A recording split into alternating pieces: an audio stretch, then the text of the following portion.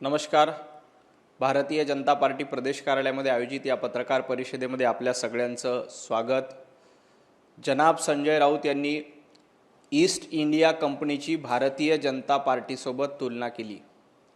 संजय राऊत, आपण भ्रष्ट इंडिया कंपनीमध्ये आहोत याची जाणीव ठेवा, कारण तुमची इंडिया अलायन्स ही भ्रष्ट आहे. त्यामुळं या महाराष्ट्रातल्या जनतेनं आणि देशातल्या जनतेनं तुम्हाला भ्रष्ट इंडिया कंपनी म्हणून नामकरण केलेलं आहे. आपण स्वतः भ्रष्ट इंडिया कंपनीमध्ये चालक मालक आहोत याचं भान संजय राऊतांनी भारतीय जनता पार्टीवर टीका करताना ठेवलं पाहिजे. संजय राऊत ईस्ट इंडिया कंपनीला या देशातून हाकलण्याचं काम देशातल्या नागरिकांनी केलं आहे आणि भ्रष्ट इंडिया कंपनी जी तुमची इंडी अलायन्स आहे त्याला घालवण्याचं काम, त्यांना नाकारण्याचं काम, घरी बसवण्याचं काम देशातील जनतेनं केलं आहे. त्यामुळं भाजपवर ईस्ट इंडिया कंपनीचा आरोप करण्याच्या आधी आपण स्वतः भ्रष्ट इंडिया कंपनीमध्ये आहोत याचं आत्मपरीक्षक संजय राऊतांनी करावं आणि मग भारतीय जनता पार्टीवर टीका करावी. संजय राऊतांनी असं म्हटलं आहे, लोकमान्य बाळ गंगाधर टिळक यांच्यासारख्या स्वातंत्र्य लढ्यातील महान नेत्यांच्या नावाचा पुरस्कार केंद्रीय गृहमंत्री अमित शाह यांच्या हस्ते देण्याचा निर्णय ज्यांनी घेतलेला आहे त्यांच्या बुद्धीची कीव येते. संजय राऊत, तुमच्या बुद्धीची कीव येते. तुमच्या उद्धवजी ठाकरे यांच्या बुद्धीची कीव येते. ज्या अभिजित दीपकेचा तुम्ही विष्णूचा अवतार म्हणून गौरव करता त्या बुद्धीची कीव संजय राऊत महाराष्ट्राच्या जनतेला येते. विष्णूचा अवतार म्हणून अभिजित दीपकेचा उदो करताना महाराष्ट्राने बघितलंय. त्यामुळं उद्धवजींच्या बुद्धीची महाराष्ट्राला नाही तर संपूर्ण देशाला कीव आली आहे.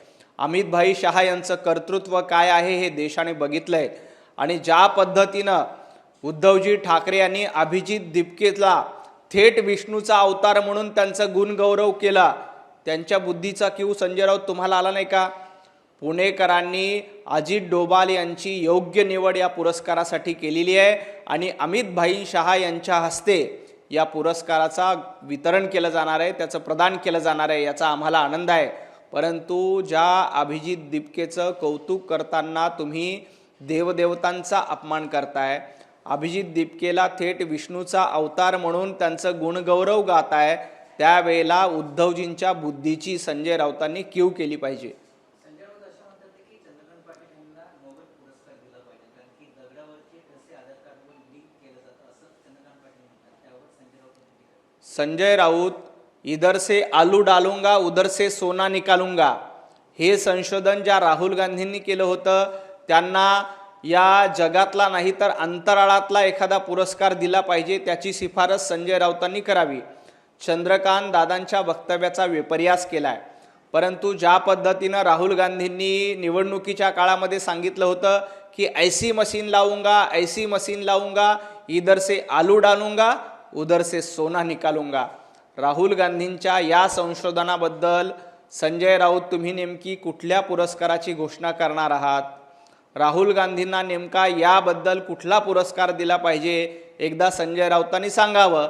आणि हा पुरस्कार देण्यासाठी संजय राऊत यांच्या अध्यक्षतेखाली राष्ट्रीय नाही, आंतरराष्ट्रीय नाही तर अंतराळात एक संस्था स्थापन केली पाहिजे, त्याचं संशोधन केलं पाहिजे आणि राहुल गांधी यांना आलू से सोना निकालूंगा याबद्दल कौतुक करणारा एक पुरस्कार दिला पाहिजे. चंद्रकांत दादा पाटील यांच्या वक्तव्याचा विपर्यास करू नका. काही गाड्यांवर हातांचे ठसे आहेत, त्याच्या मार्फत गुन्हेगारांचा तपास पोलीस अधिकारी करतात, त्या संदर्भानं चंद्रकांत दादांचं ते वक्तव्य होतं. संजय राऊत यांनी असं म्हटलं, अमित शहा कोण आहेत, ते काय बाबा आमटे आहेत का? जर गृहमंत्री म्हणून त्या तोलामोलाची व्यक्ती असतील तर आम्ही नक्कीच त्यांचे स्वागत केलं. अमित शहा कोण आहेत हे देशाला माहिती आहे. अमित भाई शहा यांनी 370 कलम हटवलं. अमित भाई शहा कोण आहेत हे जरा पाकिस्तानच्या दहशतवाद्यांना जाऊन विचारा. अमित भाई शहा कोण आहेत हे ज्या दहशतवाद्यांचा खात्मा केला त्यांच्या कुटुंबियांना जाऊन संजय राऊतांनी विचारलं पाहिजे. आता या देशाकडे वाकड्या नजरेनं बघण्याची हिंमत पाकिस्तानची होत नाही. हे अमित भाई शहा यांचं कर्तृत्व आहे. अमित भाई शहा कोण आहेत हे बांगलादेशी घुसखोरांना जाऊन विचारा. या बांगलादेशी घुसखोरांना भारताच्या बाहेर काढण्याचं काम कोणी केलं असेल तर अमित भाई शहा यांनी केलंय. संजय राऊत अमितभाई शहा कोण आहेत हे काश्मीरमध्ये दंगे घडवणारे दगडफेक करणाऱ्यांना विचारा. आता त्यांच्या हाताला रोजगार मिळालाय, आता काश्मीरमध्ये दगडफेक होत नाही. अमितभाई शहा हे देशभक्त आहेत. संजय राऊत तुमचं कर्तृत्व काय आहे? उद्धवजी ठाकरेंचं कर्तृत्व काय आहे? मला नाही आबरू आणि मी कशाला घाबरू, हा तुमचा डायलॉग महाराष्ट्राने ऐकलाय. त्यामुळं अमितभाई शहा कोण आहेत हे देशातल्या जनतेनं ठरवलंय. त्यांना या देशातल्या जनतेनं या देशाचं गृहमंत्री म्हणून निवडलंय. तुमची कुवत काय आहे? तुमची ऐपत काय आहे? भांडूपमध्ये साधा नगरसेवक संजय राऊत तुम्हाला निवडता येत नाही आणि तुम्ही अमितभाई शहांवर टीका करताय. आम्ही टिळक भक्त आहोत. महात्मा गांधी, लोकमान्य टिळक आणि सरदार वल्लभभाई पटेल यांच्या परंपरेवर श्रद्धा ठेवणारे आम्ही लोक आहोत. संजय राऊत तुम्ही टिळक भक्त नाही आहेत, तुम्ही इटलीचे भक्त आहेत. तुम्ही सोनिया गांधींचे गुलाम आहात, राहुल गांधींचे चाकर आहात. त्यामुळं टिळक भक्तीचं नाव घेण्याचा अधिकार नाही. पुणेकरांनी अमितभाई शहा यांच्या हस्ते अजित डोभाल यांचा गौरव करण्याचा निर्णय घेतला, तर संजय राऊतांच्या पोटामध्ये का दुखतंय? संजय राऊत लोकमान्य टिळक यांचं नाव घेण्याचा अधिकार देखील तुम्हाला नाही आहे, कारण तुम्ही आता राहुल गांधींची गुलामी करतायत. तुम्ही इटलीचे भक्त झालात. तुम्ही आता या महाराष्ट्राचे, हिंदुस्थानचे भक्त नाही आहेत. सोनिया गांधींचे गुलाम म्हणून काम करण्याचं जबाबदारी तुमच्यावर आलेली आहे आणि तुम्ही ती जबाबदारी पार पाडतायत. त्यामुळं अमितभाई शहा काय आहेत हे देशाने ओळखलेलं आहे आणि तुम्ही कुणाचे भक्त आहेत आणि कुणाचे गुलाम आहात, कुणाची चाटुगिरी संजय राऊत रोज सकाळी उठून करतायत हे देखील महाराष्ट्राने ओळखलेलं आहे. त्यामुळं विनाकारण अमितभाई शहा, पुणेकरांना नावं ठेवण्याचं काम करू नका. पुणेकरांनी अजित डोभाल यांची योग्य निवड या पुरस्कारासाठी केली आहे. तुम्हाला भांडूपच्या गाढव नाक्याचा पुरस्कार देखील दिला जात नाही. त्याबद्दल संजय राऊतांनी आत्मपरीक्षण करावं. अभिजित दिपके म्हणतात की भाजपकडून मला मोठ्या प्रमाणात ऑफर आली आणि धमक्या देखील दिल्या जात आहेत. भारतीय जनता पार्टीने कुणालाही धमक्या दिलेल्या नाही. अभिजित दिपके यांना ऑफर देण्याचा तर प्रश्नच येत नाही आहे. अभिजित दिपके स्वतः आम आदमी पार्टीचे कार्यकर्ते म्हणून काम करत होते. आम आदमी पार्टीच्या सांगण्यावरून ते दिल्लीमध्ये आंदोलन करतायत. माझा अभिजित दिपकेंना सवाल आहे, पंजाबमध्ये पेपर फुटी झाली आहे, फार्मसीचा पेपर पंजाबमध्ये फुटला आहे. आता अभिजित दिपके तिथे जाऊन कधी आंदोलन करणार आहेत? अभिजित दिपके तिथे जाऊन आंदोलन करण्याची हिंमत दाखवणार आहेत का? कारण अभिजित दिपकेंचा आका म्हणजे अरविंद केजरीवाल आहेत. त्यामुळं अभिजित दिपके पंजाबमध्ये जाऊन आंदोलन करण्याची हिंमत करणार नाहीत. त्यामुळं जे स्वतःच आम आदमी पार्टीचे कार्यकर्ते आहेत त्यांना भारतीय जनता पार्टी कुठलीही ऑफर देत नाही. आम्ही अभिजित दिपके यांना कुठलीही ऑफर दिलेली नाही. आणि कुणी धमक्या दिल्या असतील तर अभिजित दिपके यांनी त्यांचं नाव सांगावं. एकही नाव अभिजित दिपके सांगायला तयार नाहीत. काल आमचे प्रदेशाध्यक्ष, माजी प्रदेशाध्यक्ष आणि महसूल मंत्री चंद्रशेखरजी बावनकुळे साहेबांनी त्यांना आव्हान केलं की तुम्ही नाव सांगा. 24 तास झाले अभिजित दिपके एक नाव सांगायला तयार नाही. याचा अर्थ खोटं बोल, रेटून बोल ही अभिजित दिपके यांची भूमिका आहे. अँटी पेपर लीक विधेयक 2026 वर राज्यसभेत चर्चा झाली. अशा महत्त्वाच्या विषयावर चर्चा होत असताना विद्यार्थी आणि परीक्षा व्यवस्थेवर सातत्याने बोलणारे पंतप्रधान सभागृहात उपस्थित नव्हते असं संजय राऊत यांनी म्हटलं. संजय राऊत परीक्षा विधेयक मंजूर होत असताना राहुल गांधी, काँग्रेस आणि तुम्ही या सभागृहातनं पळ काढला. हे विधेयक मंजूर होत असताना सभात्याग करणारे विरोधक होते. उलट पंतप्रधान नरेंद्र मोदींच्या नेतृत्वात, अमितभाईंच्या नेतृत्वामध्ये आता यापुढे पेपरफुटी झाली तर 10 पट शिक्षा आणि 10 पट दंड वसूल केला जाणार आहे. परंतु असं ऐतिहासिक विधेयक मंजूर होत असताना विरोधकांनी पळ काढला. विरोधक पळून गेले. या देशाच्या इतिहासामध्ये याची नोंद, पळपुटे विरोधक म्हणून तुमची नोंद केली जाणार आहे. हे संजय राऊतांनी लक्षात घ्यावे. संजय राऊत पळ काढणारे तुम्ही आहात.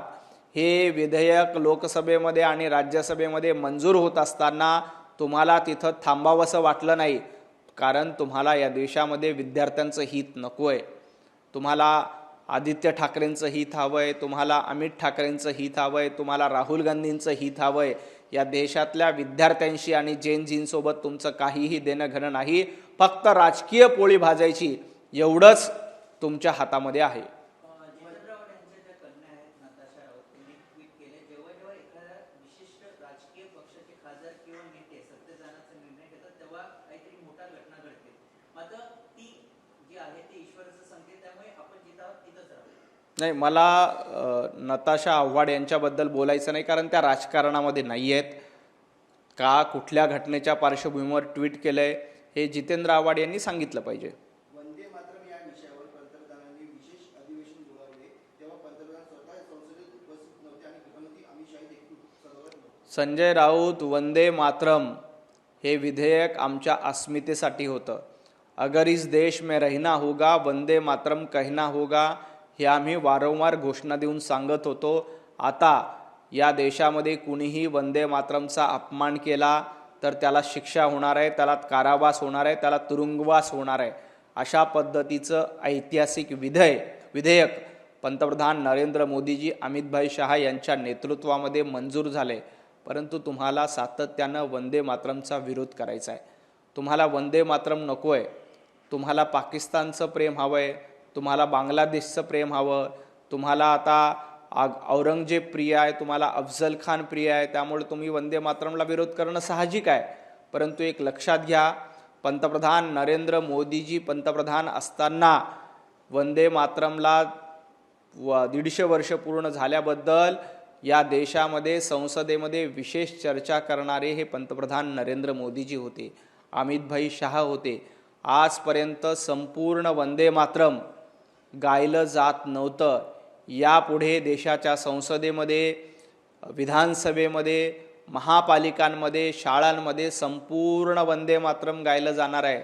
संजय राऊत काँग्रेस सरकारला वंदे मातरमचा अपमान करायला जमत होतं. भारतीय जनता पार्टी वंदे मातरमचा सन्मान करते.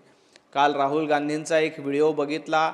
संविधान म्हणून राहुल गांधी रोज बोंब मारत होते आणि कालच्या व्हिडिओमध्ये संविधानाचं पुस्तक राहुल गांधी फेकून देत होते. संविधानाचा अपमान करणं, वंदे मातरमचा अपमान करणं हे काँग्रेसचं उभाटा गटाचं धोरण आहे. भारतीय जनता पार्टी संविधानाचा सन्मान करते आणि वंदे मातरमचा सन्मान करते. विरोधकांकडून सातत्यानं म्हटलं जातं की पुढचं टार्गेट हे पंतप्रधान नरेंद्र मोदी आहे. जसं केंद्र शिक्षण मंत्री यांचा राजीनामा होता, तर पुढचं टार्गेट ते आहे. पंतप्रधान नरेंद्र मोदीजींच्या पाठीशी 140 कोटी जनतेचे आशीर्वाद आहे. विरोधक 2014 पासून पंतप्रधानांना टार्गेट करतायत. विरोधक 2014 पासून पंतप्रधानांना शिव्या घातात. पंतप्रधान नरेंद्र मोदीजींना मौत का सौदागर म्हणून हिनवलं, चौकीदार चोर आहे म्हणून हिनवलं. काहीही फरक पडला नाही. या देशातील जनता पुन्हा एकदा ताकदीनं पंतप्रधान नरेंद्र मोदीजींच्या पाठीशी उभी राहिली आहे. पंतप्रधान नरेंद्र मोदीजी सातत्यानं जनतेच्या हिताचे प्रश्न सोडवत असतात. त्यामुळं राहुल गांधींनी कितीही ठरवलं की पंतप्रधान नरेंद्र मोदीजींचा राजीनामा घ्यायचा, विरोधकांनी कितीही ठरवलं की पंतप्रधान नरेंद्र मोदीजींना त्या खुर्चीपासून दूर करायचं आहे, 2014 पासून विरोधक त्याबद्दल षडयंत्र रचतायत. 2014 पासून त्यांचा तो प्रयत्न आहे. परंतु आजपर्यंत ना राहुल गांधींना यश आलंय, ना सोनिया गांधींना यश आलंय, ना अरविंद केजरीवालांना यश आलंय, ना अभिजित दिपकेंना यश येणार आहे.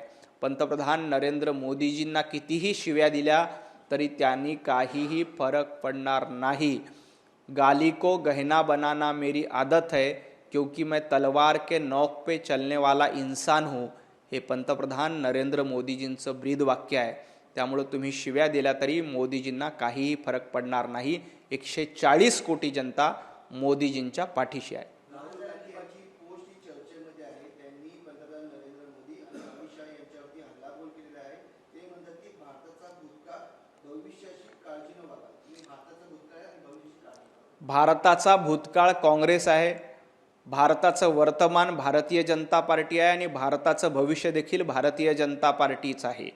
त्यामुळं जो या देशाचा भूतकाळ झाला आहे त्या काँग्रेसनी भविष्याची चिंता करू नये. भविष्य हे पंतप्रधान नरेंद्र मोदीजी, अमितभाई शहा, योगीजी, देवेंद्रजी यांच्या पाठीशी उभं राहणार आहे. त्यामुळं आपला भूतकाळ झाला याचं चिंतन राहुल गांधींनी करावं.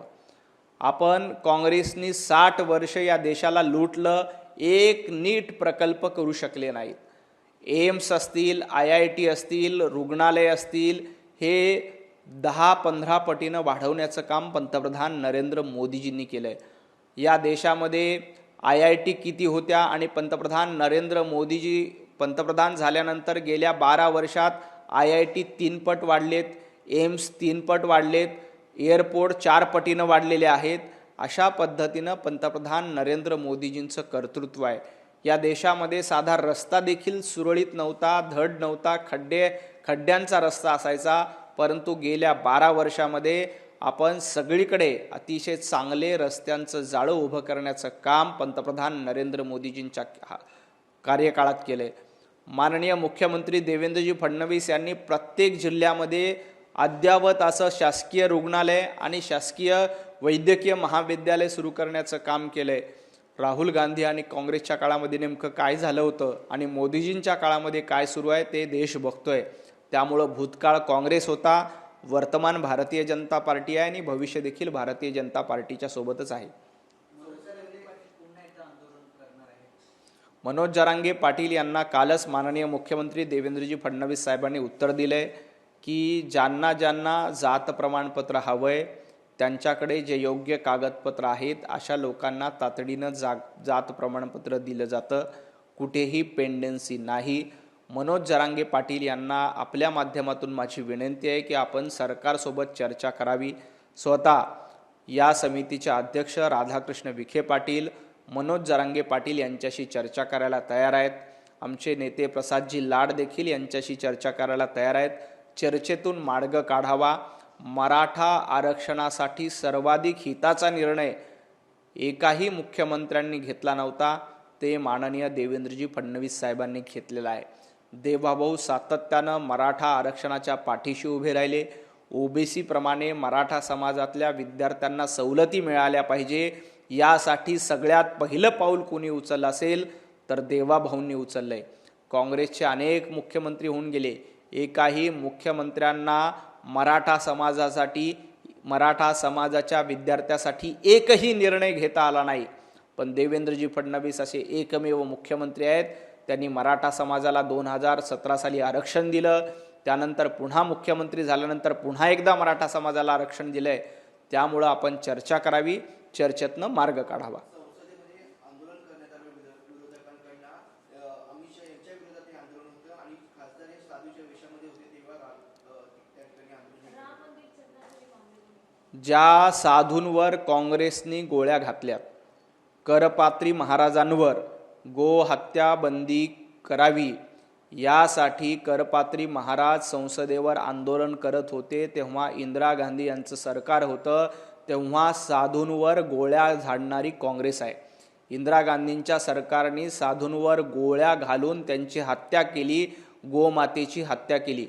जेव्हा समाजवादीचं पार्टीचं सरकार होतं तेव्हा कारसेवा करणाऱ्या राम भक्तांवर समाजवादी पार्टीच्या सरकारने गोळ्या झाडल्या आणि शेकडो कारसेवकांना जखमी केलं, काहींना मृत्युमुखी पाडलं. अशा समाजवादी पार्टीला, अशा काँग्रेसला साधूचं वेश धारण करण्याचा अधिकार नाही.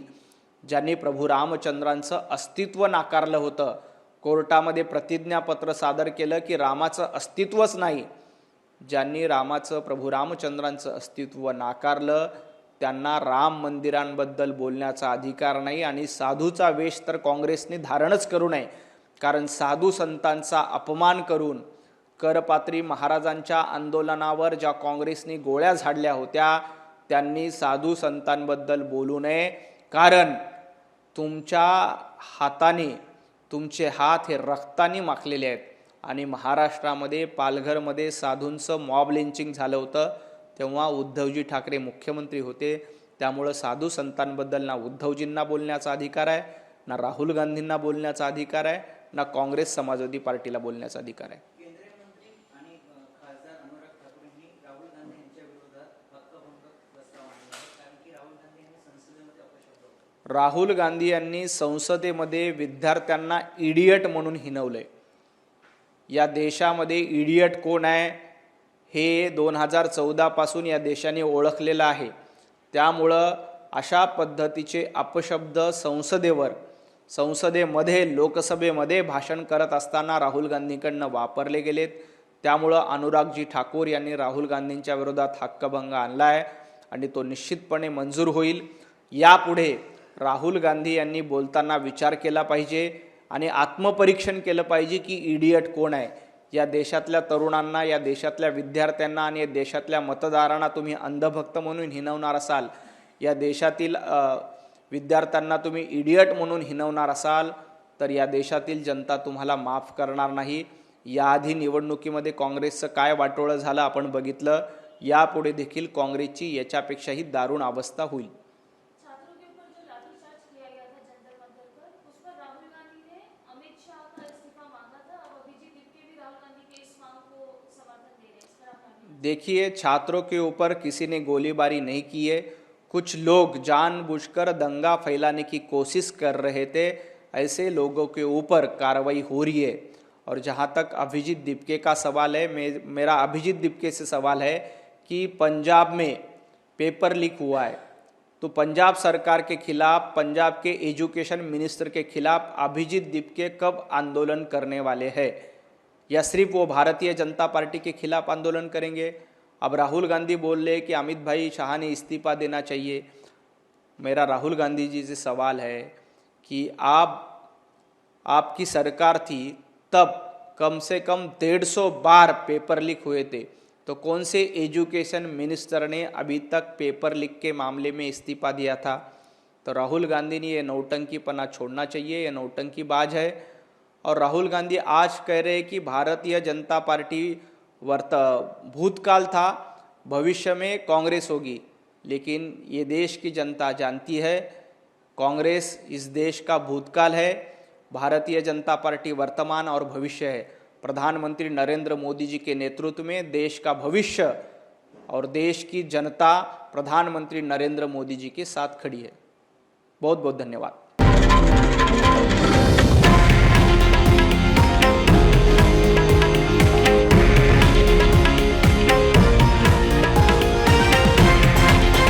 हे आहे देशातील नंबर 1 न्यूज नेटवर्क आणि आपण पाहत आहात TV9 मराठी, एकमेव.